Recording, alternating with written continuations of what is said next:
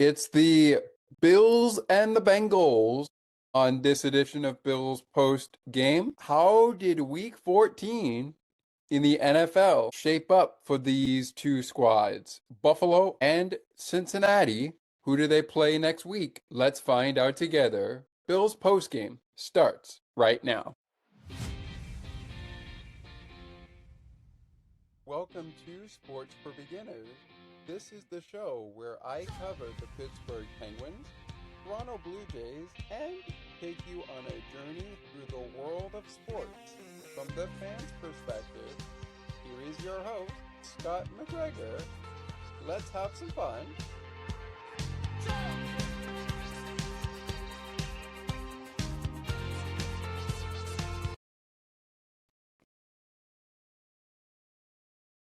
Hello, everybody, and welcome into Bills Postgame. My name is Scott McGregor. Please call me Scott. It's the Buffalo Bills and the Cincinnati Bengals, the topic of conversation for this game. Week 14, as we record this, has officially wrapped up, but we'll talk about that more in a bit, maybe in our third and final segment. It is without question that both teams, as we enter the final weeks of the season, have playoffs on their mind. For the 4-8 Bengals, who came into this game 4-8, they are actually now 4-9 as we speak with you. But coming in, they were 4-8 under quarterback Joe Burrow, and of course, he was battling an injury, but he was able to play for Zach Taylor, who goes up against the 8-4, now 9-4 Buffalo Bills, head coached by Sean McDermott, in a snow game. Before we jump down to business game itself, let's take a look at our inactives. Not playing in this game for the Cincinnati Bengals, who come into this game with a record of 4-8. Buffalo with a record 8-4 coming into this game. The Bengals not playing emergency third quarterback Jake Browning. Jeremiah Burton with the wide receiver not playing as well. Also not playing was tight end Cam Grandy, defensive end Trey Hendrickson, and defensive tackle Jordan Jefferson. So no Jake Browning, no Jeremiah Burton, no Cam Grandy, no Trey Hendrickson, and no Jordan Jefferson for the Bengals. Bills without Joshua Palmer at wide receiver, linebacker Terrell Bernard, safety Darnell, defensive tackle P. Matthias, offensive lineman Chase Lundett, right tackle Spencer Brown, and defensive end Joey Bosa. Buffalo went into this week in week 14 coming off a sweat win against the Pittsburgh Steelers. Well, it wasn't really a sweat of a win, depending on what you want to say. Our final score of the game was 26-7 last week. Buffalo over the Pittsburgh Steelers, ending their second to last 2-game road trip of the season with a win and a loss. They lost to Houston 20-19 on Thursday Night Football in week 13. In week 12, in week number 13, they picked up a 26-7 victory over the Pittsburgh Steelers and Mike Tomlin. And last week, the game we're talking about, I say last week because we're getting ready for the Patriots game, a big game for the Buffalo Bills. They beat the Cincinnati Bengals 34-39. Of course, for Cincinnati, they lose that game. But where were they coming into this one? They lose the game to Buffalo. We'll get into it momentarily. But where were they at before they came to Buffalo? What made them 4-8? Well, they were coming off their Week 10 bye, in which they beat the Baltimore Ravens 32-14 the week before playing Buffalo. Lost the previous 2 games and were on a 4-game losing streak before battling the Baltimore Ravens. They lost 26-20 to the New England Patriots in week 12. In week 11, they were defeated by the Pittsburgh Steelers 34-12. They also lost 39-38 to the New York Jets before their bye, and 47-42 to the Chicago Bears the week before their bye in week number 9. So they did not sweep the Steelers because they did pick up one victory over the Steelers. That was on Thursday Night Football in week 7.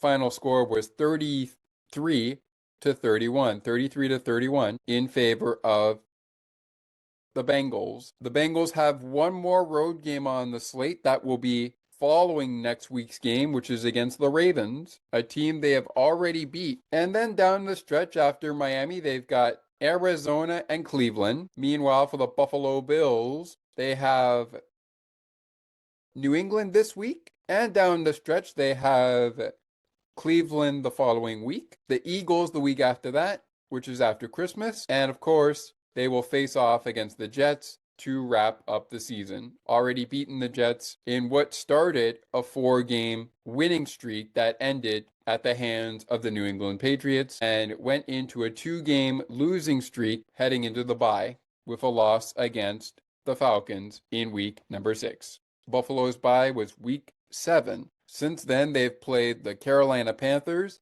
Chiefs, Dolphins for the second time of the year, Buccaneers, Texans, Steelers, and now Bengals. All right, enough gab. Let's get into how this game shaped up. And with that being said, I usually like to do this via the app, but we're going to go ahead and bring up our scoring by taking a look at CBS Sports and taking a look at our action. And we're going to go by scoring. Chase Brown getting things started for the Cincinnati Bengals as we start off our summary. He gets things started with a 5-yard touchdown run. Extra point by Evan McPherson. Up and good. 6-0, 7-0, I should say, Cincinnati after the first touchdown drive by Cincinnati. They score on their first drive, so they will take the early lead. Evan McPherson, extra point on Chase Brown's 5-yard rushing touchdown. Up and good. 7-0 Bengals. But before the dust settled, Buffalo, Matt Prater. It's Matt Prater's job to be the kicker for field goals and extra points. He hits a 26-yard field goal on an 8-play drive that scores Buffalo's first points of the game. 7-3 Bengals after a quarter of play. Bills down by 4 at the end of the first quarter of play. Continuing on in our first half highlights, in the second quarter, Joe Burrow finds T. Higgins for a 21-yard touchdown. That makes it 13-3 Cincinnati. Evan McPherson, extra point. Up and in the books, it's 14-3 Cincinnati. And now down 11.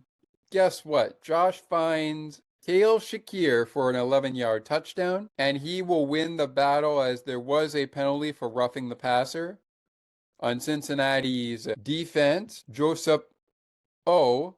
caught for roughing the passer. The play would stand. Here comes Buffalo. Now it would be a 4-point game if they went for just the field goal, but Josh decides after the penalty, the team decides, I should say for Buffalo, they decide we're going to go for 2. Josh finds Knox for the 2-point conversion, and the Bills get a bit closer. It's now 14-11. So what ultimately would have been a 4-point game is now a 3-point game after the 2-point conversion by Buffalo made it 14-11 Bengals. They eventually would go up 21-11, but at this point, Buffalo down by 11 at 14-3. They get back down by 3 with an extra point and a touchdown to Kale Shakir from Josh Allen. Nice pass to Dawson Knox to complete the 2-point conversion. Burrow, the lead's in trouble, but Burrow realizes that. He'll find Chase Brown for a 9-yard touchdown. Extra point by Evan McPherson is good.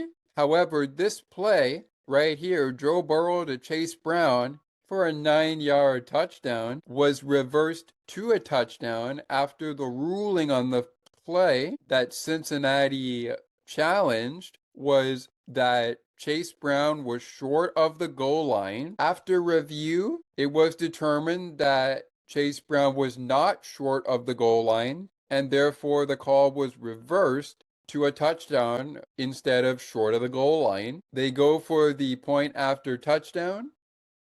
Evan McPherson nails it. 21-11, 10-point game for the Bengals. That is where we would sit at the half. Bills down 11 at the half. 21-11, Bengals at the half. Going to take a quick timeout before we go to the quick timeout.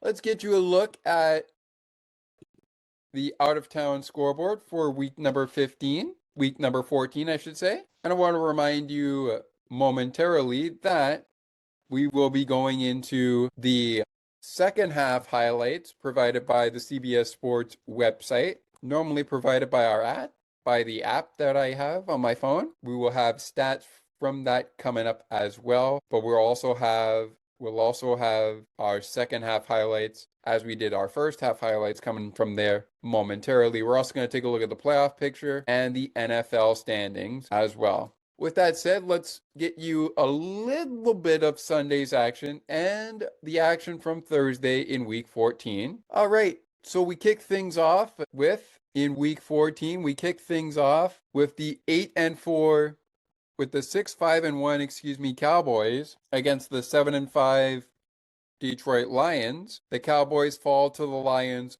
44-30. Record for the Lions improving to 8-5. Cowboys going to 6-1, falling 4-30. In Sunday's action, let's start in the area of Baltimore, Maryland, where the Baltimore Ravens hosted the Pittsburgh Steelers. Steelers 6-6, Ravens 6-6. Coming into this game, it would be the Steelers picking up the win as they beat Baltimore barely 27-22. Over in Atlanta, the 4-8 Falcons against the 9-3 Seahawks. And the Seahawks come into Atlanta and come out with a 37-9 victory over the Atlanta Falcons. Seattle's record improving to 10-3. Falcons go to 4-9. Steelers going to 7-6 as they prepare for Monday Night Football this week against the Miami Dolphins. Ravens go to 6-7, They fell to the Steelers 20-22, and they will be hosted by the 4-9 Bengals, who lost 39-34, our final score of this game we're recapping. We'll get to how that all went down momentarily. To wrap us up here for a little bit of our Sunday action, let's take you to Cleveland, where the Cleveland Browns and the Tennessee Titans duked it out, but the Titans defeated the Browns 31-29. Browns record from 3-9 goes to 3-10 against the Bears next week. They will be hosting the Bears with a record of 9-3. Tennessee improves to they will face the 9-4 49ers. They pick up a victory 31-29. The only shutout of the weekend belongs to the Minnesota Vikings, who shut out the Washington Commanders 31-0 to improve to 5-8. They'll face the 6-1, Cowboys. Meanwhile, the Washington Commanders 3-9 are 3-10 going against the 2-11 Giants next week. And last but certainly not least, the Jaguars picking up a victory 36-19 over the Indianapolis Colts. Indianapolis' record as they prepare for the 10-3 Seahawks next week is 8-5. The Jaguars 9-4. They will host the 3-10 Jets, who lost to Miami 34-10. Jets were 3-9 coming into the game against Miami, and the Miami Dolphins now 6-7. They were 5-7. They pick up the dub. All right, to the Saints, and then the rest of the Sunday to Monday schedule besides Bills and Bengals momentarily. And of course, we want to remind you that while we still have some more games to get to from the out-of-town scoreboard, we're going to get to the second half, which led to Buffalo beating Cincinnati 39-34, which was our final score. We're going to get to that momentarily, and that comes your way after the break. We'll also get to the more out-of-town scoreboard from week number 14 of the season. We'll get to more of that coming up after the second half highlights. Stats for the game coming up as well. We'll also get to the play of the game. And we'll go inside the locker room of the Buffalo Bills and hear what Coach McDermott and company had to say after the game. We'll hear what Coach McDermott and Josh Allen had to say after the Bengal win following the play of the game, out of town scoreboard, and our second half highlights, which come your way when we continue on Bills postgame. Buffalo beat Cincinnati 39-34. How did it shape up? Find out when we continue breaking down this game in just a matter of moments. Don't go anywhere. There's more great conversations and content right around the corner. Sports for Beginners will be right back in a moment.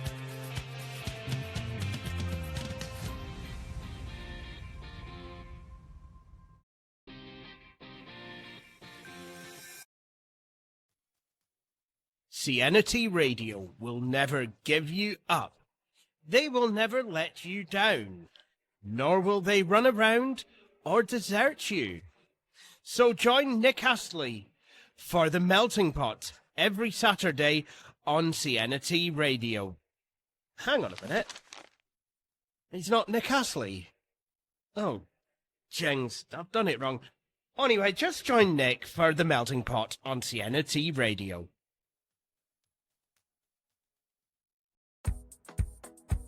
Take another look with Gerda Felix and Melanie Taddeo Malo, two powerful women of diverse backgrounds having genuine, unique, and uncomfortable conversations that everyone needs to have. Join Melanie and Gerda for conversations about what is missing from human connections. Now, let's take you back to the action. To the rink and field we go. We find Scott McGregor.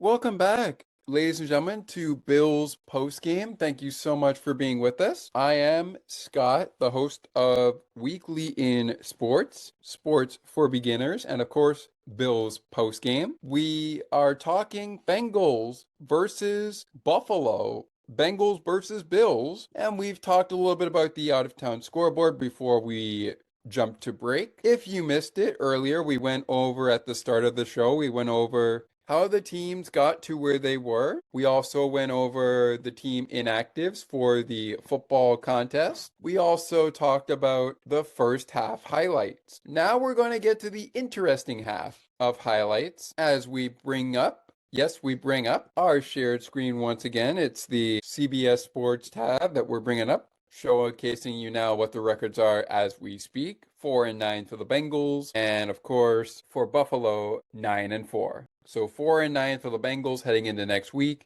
9-4 for the Bills. But we're getting off topic. Let's get back to it, shall we? Here we go. When we last left, we were at halftime, and Buffalo was down 21-11.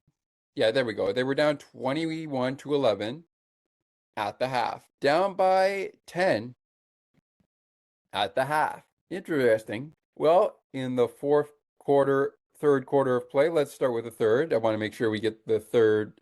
We want to go in quarter. In the third quarter of play, we start with Josh Allen and the crew on the first scoring drive of the game for Buffalo. The only drive they would get in the third quarter to score. Josh goes to Dalton Kincaid for a 5-yard touchdown. Here comes Buffalo. It's now 21-17. Bills go for the extra point. Matt Prater hits the extra point, so it's now 21-18. Here comes Buffalo. 21-18, 3-point game. But wasn't this game 10 points at halftime? How did it all of a sudden go back to a 3-point game? Well, because Josh Allen and Dalton Kincaid connected for a 5-yard touchdown pass. Not a bad pass, by the way, by Josh, and also no penalty on the play. Fourth quarter we go, 21-18. The score, 21-18, the score. And we got ourselves a game heading to the fourth and final quarter. And this is where it gets interesting. Joe Burrow finds Mike Gesicki, the former Dolphin, for a 12-yard touchdown. Evan McPherson, he's been good all game, puts this game back in a 10-point lead. It's 28-18, and we know Josh can use his legs. I got to credit my dad actually on this because he was the one that was talking about it when we were watching the game. Josh Allen, he's now throwing for a touchdown, but could this be another game where Josh runs for a touchdown, he scrambles for one, and he also throws for one? Yes, it is.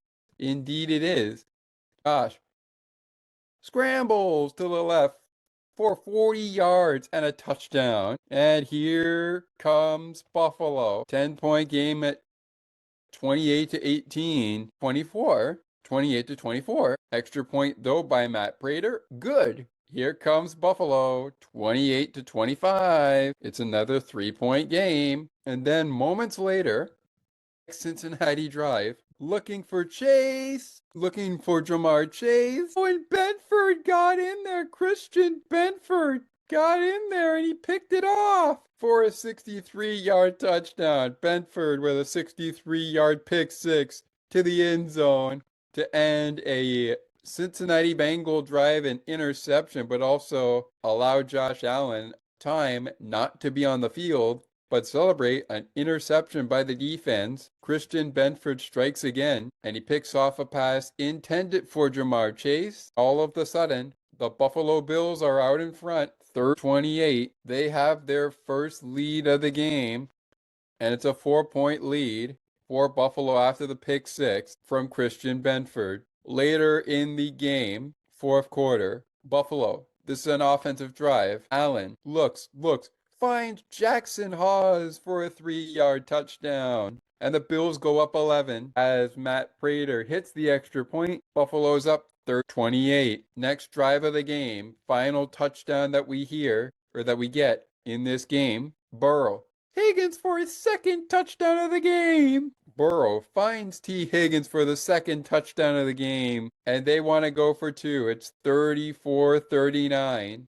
Buffalo with 39. Cincinnati with 34 at this time. They're looking, but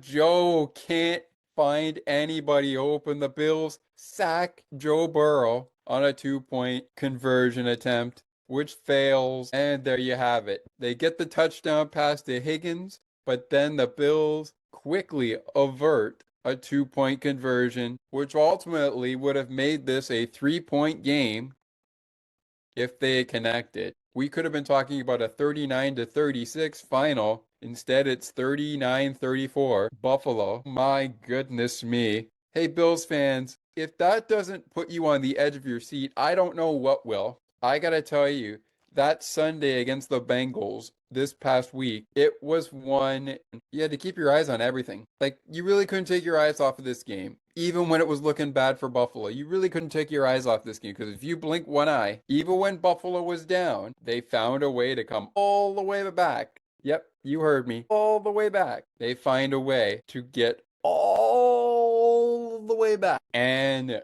beat the Bengals in comeback fashion. Wow, what a game. What a game. 34-39 your 39-34 your final. Let's go take a look at our team stats now before we go to the out-of-town scoreboard, courtesy of CBS Sports. Here we go. And as always, we start with our time of possession. And we're going to go team by team, starting on the Cincinnati side of things. Cincinnati with 28 minutes and 12 seconds of possession time. And they had 25 first downs for the football game, 4 on the ground, 18 passing in the air, and 3 automatic first downs. Buffalo, before we go down to third down, fourth down, and whatnot, conversions, they were on the ball for 31 minutes and 48 seconds, had a total of 22 first downs, 2 automatic first downs off of penalties, 13 passing first downs, 7 rushing first downs, to add to their total 22 first downs. So they were 3 first downs away from tying Cincinnati in total first downs. Third down efficiency, or in this case, conversions. Bills converted 6 times of 11 tries. Bengals converting 10 of 12 of their third down. They were really good on third down. They did not register a chance to go forward on fourth down, but the Bills converting 3 of 4 opportunities on fourth down. Total yards, or rather total net yards as they call it, passing. 416 yards passing total. Oh, sorry, this is total net yards for the game. 116 for Buffalo, 38 yards for Cincinnati. Buffalo called 60 plays in this game, averaging 6.9 yards per play. In a gain, I should say. 56 plays called by Cincinnati. They average per gain 6 yards per gain. Rushing yards, 62 of those rushing yards add to the 338 yards total. Cincinnati rushed the ball 19 times, picked up 3.3 yards per rush, I should say. 3.3 yards per rush. Buffalo picked up 183 yards on the ground, 29 rushes, averaging 6.3 yards per rush. Both quarterbacks throwing just over 100 yards passing. Josh Allen with 233 yards passing, leading 22 of 28 completion attempts. 76 yards passing for Joe Burrow. He completed 25 of 36 of his completions. We also saw both quarterbacks average 7.5 yards per pass. Josh completing 22 of 28 completions. Joe Burrow completing 25 of 36 of his passing attempts. He did throw 2 picks, but also scored 4 touchdowns in the air. Speaking of which, let's now go to penalty yards in our game total. Once again, something bothering the screen there. There we go. Penalty yards. 68 penalty yards off of 6 penalties for Buffalo. 4 penalties for the Bengals. They had 30 yards penalized there. Both teams with 5 touchdowns each. 3 passing for Josh Allen. 4 passing touchdowns for Joe Burrow. Both teams with 1 rushing touchdown. That coming on the ground for the Bengals of Chase Brown. For the Bills, it comes courtesy of Josh Allen. Other touchdowns, 1 for Buffalo. And I wonder which that was. Oh yeah, that would be a special teams touchdown. So that was 1 touchdown coming off of Christian Benford's pick 6. 2 turnovers for the Bengals in this one. Both were picks off of Joe Burrow. First one to Christian Benford. The next one to AJ Epenesa. Buffalo turned the ball over once, but they fumbled twice and only recovered once. Sorry, they only lost 1 fumble. They fumbled the ball twice. It was on a second fumble by James Cook that led to the fumble loss. No fumbles for the Bengals in this one, but they did throw 2 INTs, which is short for interceptions. Return yards, or rather punt yards, averaged. Nothing there for Buffalo. 2 attempts there for Cincinnati. Cincinnati with 2 punt attempts, averaging 39.5 yards per punt. Buffalo with only 1 punt return, I should say, averaged 9 yards on the punt returns. Return yards for Buffalo, 203 yards. Return yards for Cincinnati, 187 yards. 7 kick returns for Cincinnati for 187 yards, which would ultimately be their total. Buffalo with 9 yards already from the punt return, the 1 punt return they had. They had 6 kickoff returns with 130 return yards. And of course, 2 interceptions, 64 yards, including the 63-yard touchdown from Christian Benford's pick 6. Nothing there to say for Cincinnati, as they could not pick off Josh. No safeties in this game for either squad. Cincinnati perfect in both red zone and goal to go efficiency. 2 for 2 in goal to go efficiency. 3 for 3 in the red zone. And speaking of that, red zone for Buffalo, 60% good there. 3 for 5. Not too shabby for Buffalo. They were only at goal-to-go efficiency 3 times and connect it twice. Would have been a third time if we probably hadn't given up that ball on our second fumble of the game. They go 2 for 3, 67% good in goal-to-go efficiency. Still good, still quite good. But with that being said, those are our stats for the game. As I mentioned, Josh Allen and Joe Burrow, as we can see here, two INTs for Burrow, 4 touchdowns, 284 yards passing, 251 yards passing for Josh Allen, 3 touchdowns, no INTs. Completed 22 of 28 of his passes for Josh. Joe Burrow, 25 of 36 completions, and also 2 of those passes being intercepted by Christian Benford, and then, of course, 1 being intercepted by AJ Epinesa. Not too shabby for both sides. All right, before we go any further, let's keep it going here to the out-of-town scoreboard and wrap up our Week 14 scoreboard. When we last left in the scoreboard, we talked about the Dolphins beating the Jets 30-10. The New Orleans Saints picked up a surprising victory to many as they beat the Tampa Bay Buccaneers 2020. Over in the late window, besides Buffalo and the Bengals, which was a 39-34 win for Buffalo, Denver stays hot, winning 24-17 over the Las Vegas Raiders. Raiders go to 2-11, picking up the loss, I should say. And nope, the record for Denver, I mixed that up. That was actually 10-2. It's now 11-2. Bears, however, all 28-21 to the Packers. That's an interesting game.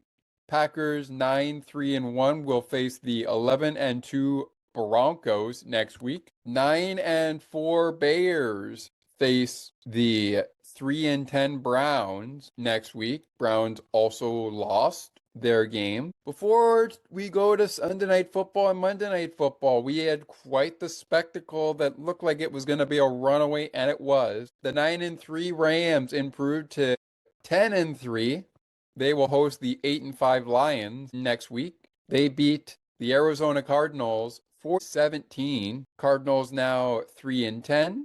They'll take on the Houston Texans, who, speaking of the Texans, they eliminated the Kansas City Chiefs with a 20-10 victory over the Chiefs.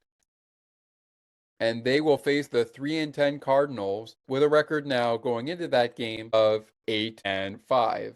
The Texans record, that is. The Chiefs, meanwhile, will go into LA to take on the LA Chargers, who are 9-4 with the completion of Monday Night Football, which finaled in overtime 20-19. So the 9-4 Chargers will face the 6-7 Chiefs, and the 2-11 Raiders will face the 8-5 Eagles next week. Eagles lost 20-19. And that, in case you may have been wondering, as that wraps up the out-of-town scoreboard for week number 14 of the NFL season. That game in particular, Eagles and Chargers, if you may have been wondering, obviously you probably know about it by now, but that was the third year of Fun Day Football for Disney Plus, and the first time we would see a game, an NFL game,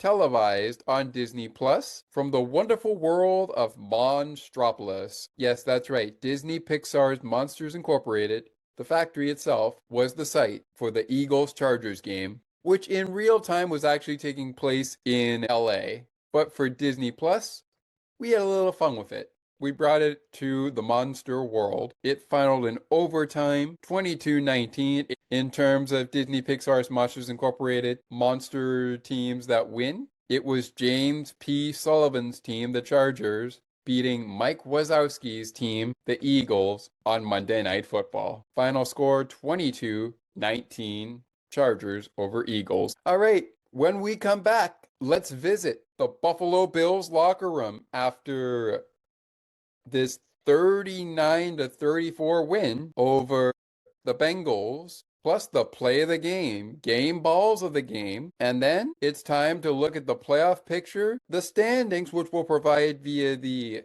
NFL app. Download the app for yourself and follow your favorite team all year long. Playoffs or bust, doesn't matter. We'll take a look at the American Football Conference as well as the National Football Conference. And then via our shared screen, we will bring up our playoff picture as to where things sit in the AFC and the NFC in the playoffs. Where do the playoff pictures lie with just as we enter into week 15 next week? On Thursday Night Football, as we enter into that week, where do teams stand? Who has a chance to clinch the playoffs? Find out after the play of the game is revealed. We visit in the locker room after a victory win for Buffalo and reveal to you what we call our player of the game segment, game balls of the game. All that is next as Bills postgame rolls on and wraps up on the other side in our third and final segment. We've got a lot to get to on that segment, so stick right with us. Don't go anywhere. There's more great conversations and content right around the corner. Sports for Beginners will be right back in a moment.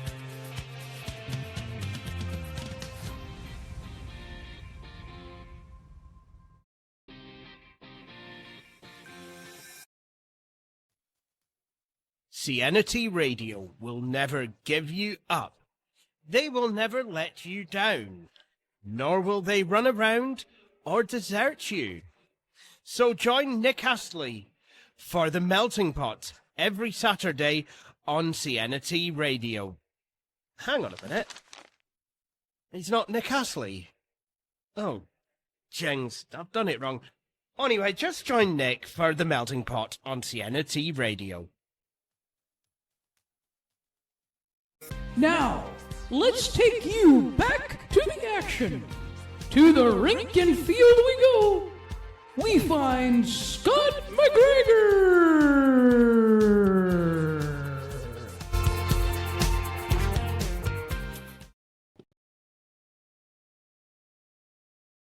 Welcome back to Bills post game here on Sports for Beginners, and of course streaming later on the ice and behind the benches, depending on whether that's after the current season, in this case this season, or of course it is during this current season, but we will see. I am your host, Scott.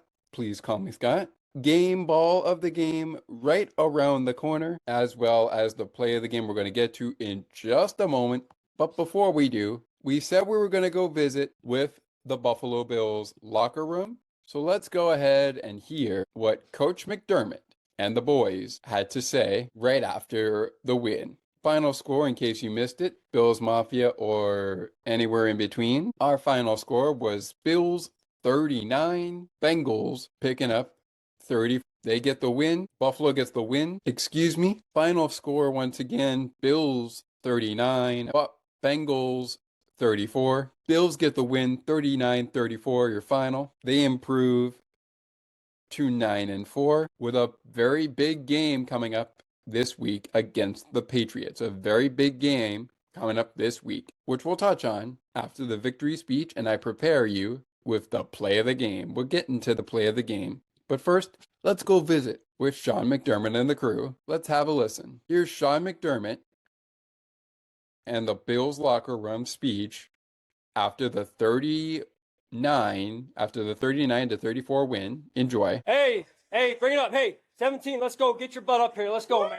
Hey, I'm going to tell you what, man. You guys are so damn tough. So damn tough. No quitting this football team. At 17, I don't know what play that was supposed to be, but you did a hell of a job. Put the ball down. That was it. Put the ball down. Hey, I'm serious. What we talked about last night, man. Going through adversity, you learn a lot about yourself and what you can become. You come out on the other side stronger and better because of it, and that toughness element is undefeated, man, in football and in life. Don't ever forget that, man. Super proud of you guys, all three phases, Everyone, great organizational win right here. By the way, stay here, right? Stay chill, stay calm, believe in ourselves and in one another. Victory Monday. 1, 2, 3, 1, 2, 3. Yes, indeed. Yes, indeed. They did not ride the wave at all. They stayed right in Buffalo, and it was a snowy game. One of, I believe, probably two more before the season's over, with the games against the Eagles and, of course, the Jets coming up at home, but we got to go on the road, take on the New England Patriots. That a bit game down in Foxborough. There could be some snow there in Foxborough. I don't know. We will see. And then, of course, we got to go to Cleveland, take on the Browns. And then, home stretch, we get the Eagles and the Jets to close it out. Eagles after Christmas, Jets to close out the season, Browns just before Christmas, and of course, New England right before we go to Cleveland. That's the week we're getting ready for. All right, let's go play the game. Here we go. Well, I told a former Bills fan who was also part of my family. I also told my brother, host of Dolphins Postgame, I told him, Christian Benford strikes again. That right there, even though there was still some time left on the clock, that right there, that pick six was good enough for my play of the game. And it definitely was, never mind play of the game, it was the turning point of the game. Because as soon as Buffalo scored a touchdown, Christian Benford touchdown, which changed the trajectory of the game, the Benford touchdown changed the trajectory of the game to a Bills lead instead of a Bengals lead.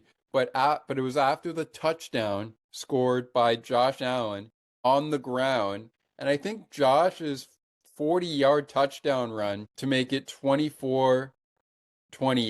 Of course, it would later be 28-25. The Bengals were leading at the time. My point is, after that 40-yard touchdown run scored by Josh Allen, the Bills defense knew they had to come up big, and Christian Benford got the job done. Picked off a pass intended for Jamar Chase, and he returned it 63 yards all the way to the house, and that is good enough for my play of the game. Christian Benford's game-changing touchdown, good enough for my play of the game. It was the touchdown pick six after the scramble by Josh that was good enough for my play of the game, because I thought, no, if Burrow connects with Jamar Chase, this game could be out of reach. And already knowing myself as a Bills fan that we need a win, not only this week against the Bengals, but of course, as we speak, we're getting ready for the Patriots now, but we definitely need a win against the Patriots. But I had a feeling that if we lost that game to the Bengals, we probably wouldn't even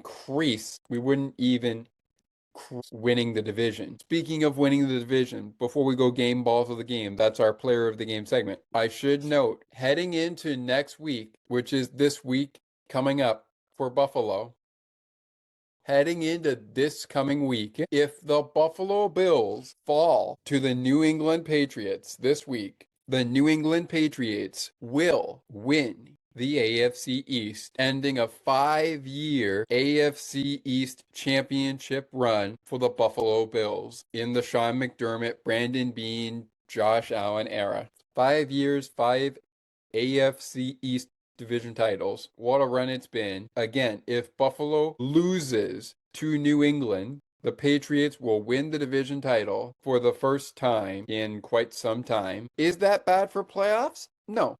It's not bad for playoffs because as we take a look at our playoff picture here, you've got Denver as the 1 seed. They have the identical record of the New England Patriots, 11-2, 11-2. The Patriots are 11-2. The Broncos also 11-2. They are the current leaders. The Broncos are the current leaders in the AFC for the first round bye. So if things were to stay where they are right now, Buffalo is the 6th seed right now, but they could very well fall into the 7th seed if they lose this game. Now, what does that mean for Denver and New England? Well, a New England win and a Denver loss would put New England in the driver's seat for the bye, the first round bye week.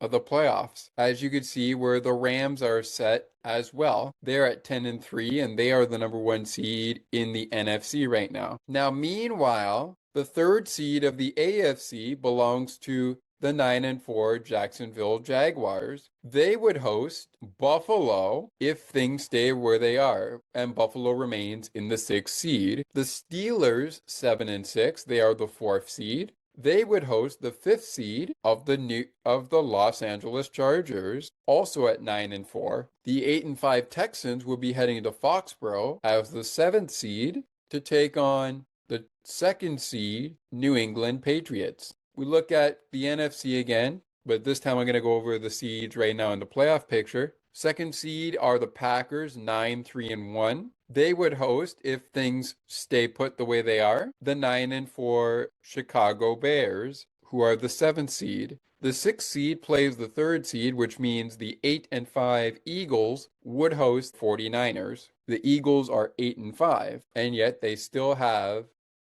the 3rd seed. Now the 4th seed plays the 5th seed, which is the Buccaneers and the Seahawks. Seahawks at a record of 10-3-0.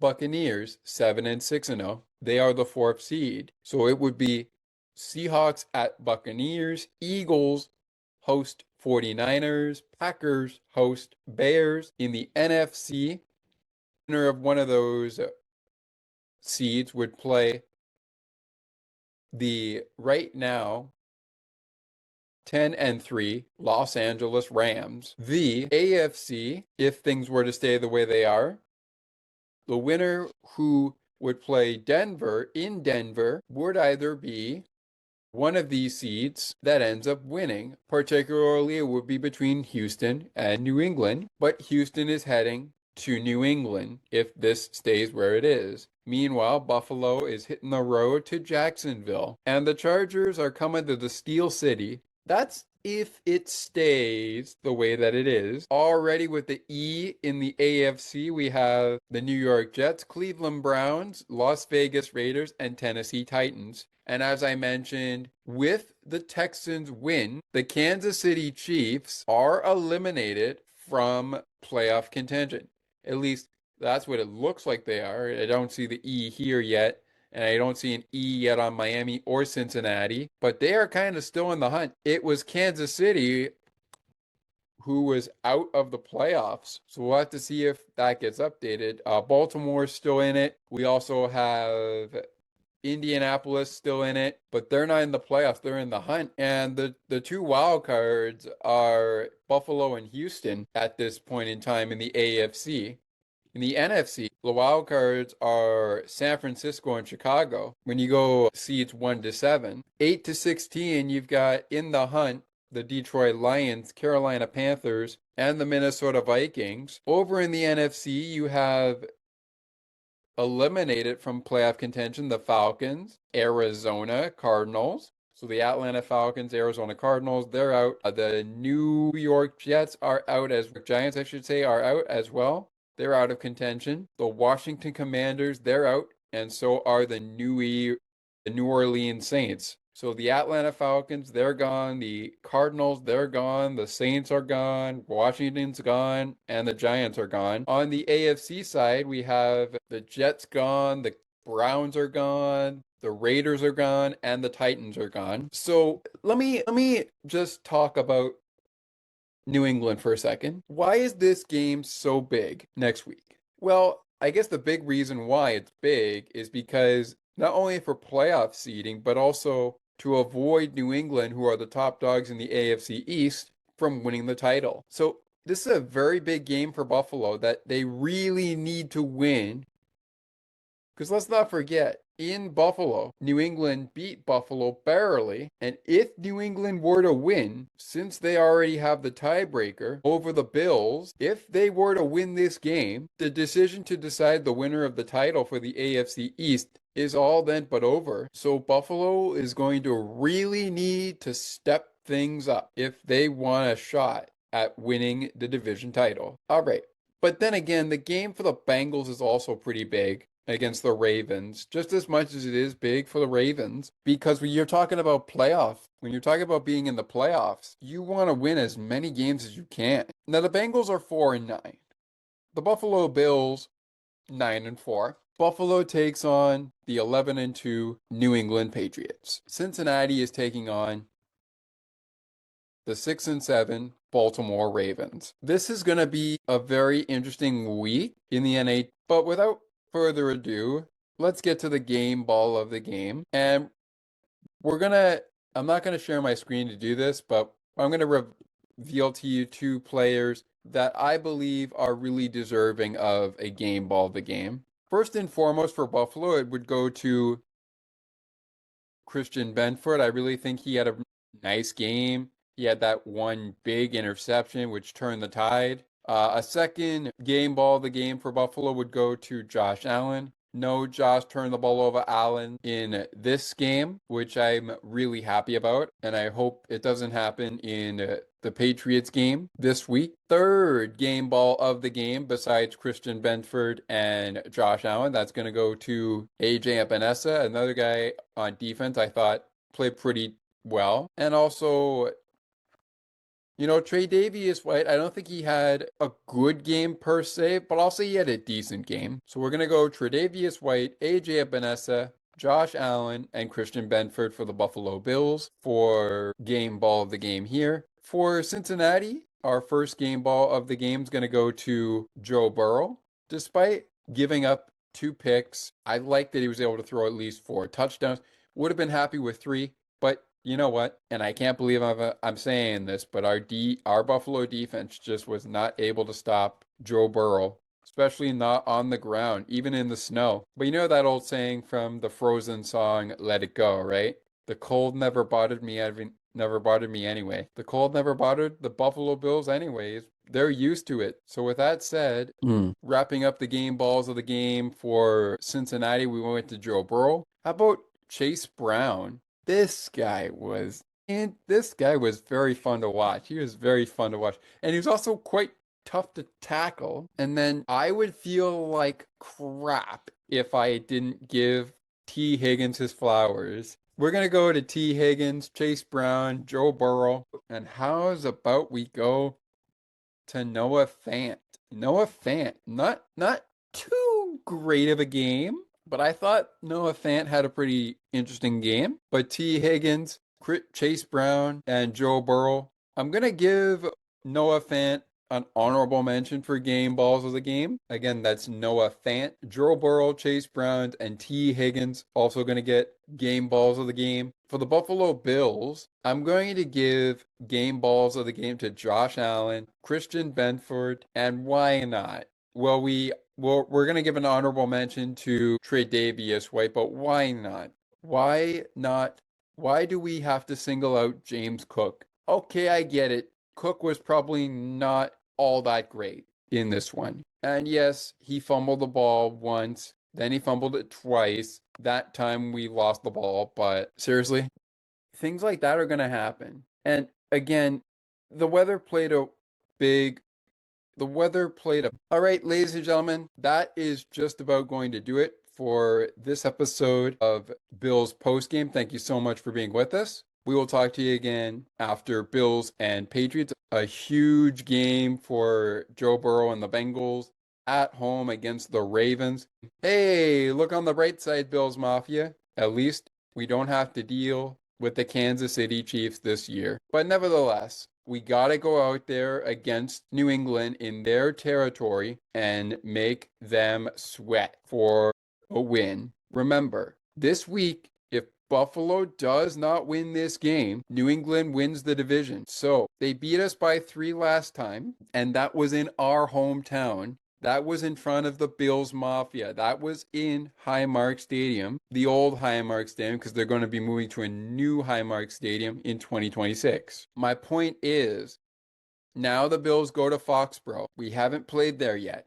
We have to bring it and put it all on the line. But most importantly, and we know Coach McDermott talks about this a lot, we have to play complementary football. Play Buffalo Bills style football against the Patriots. They'll face the Browns the week after that, then they'll face the Eagles, and then it's the Jets. But really, all things considered, you got to get the win against New England this week. You really do. You really do. And taking a look back at Cincy's schedule as we roll into the finishing, they've got the Ravens, Dolphins, Cardinals, and Browns coming up. I think I should just focus right now for Buffalo's sake. I should just focus on, since I am a Bills fan, no disrespect to Cincinnati fans, but I think for us Bills Mafia, we just need to focus on this Sunday against the Patriots. And I will be happy to talk with you guys after this game against the Patriots, but I feel like this is like a big game that we absolutely need to win. We absolutely need to win this game. We're going to make the playoffs. Don't get me wrong. We'll make the playoffs.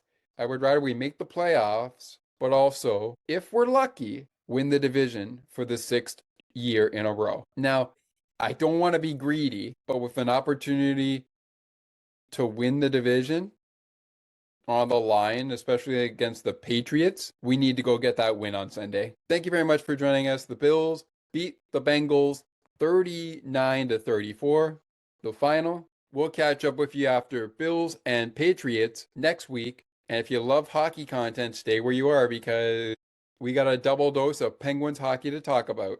Penguins, Ducks, Penguins, Stars, and of course, eventually we will have Penguins and, Montreal. We'll have the Canadiens and the Pens coming up as well. But first, Pens and Stars, followed by Penguins and Ducks, and then Penguins and Canadiens. For the football fans, football season is winding down, and will Buffalo eclipse the playoffs? Will they win another division? I certainly hope so. We'll find out the answer Sunday against the Patriots. We got to go get that win. So until after the game against the Patriots, go Bills, and I look forward to catching up with you again real soon. Let's go get that big dub. We absolutely need a win this week against Patriots. We'll talk to you after that game.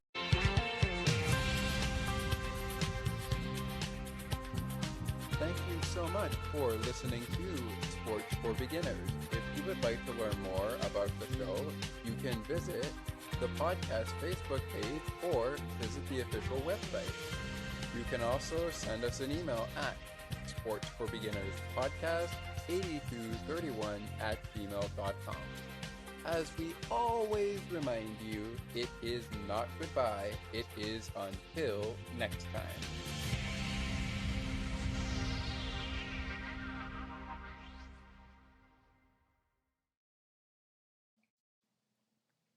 Hi, Scott. It's Ali here. I just wanted to mention that I'm really enjoying the show and I'm really enjoying what you're putting together. And I wanted to just say I'm enjoying being a part of it as well. So please keep up the phenomenal work and make sure you guys keep this podcast going because it really suits you well.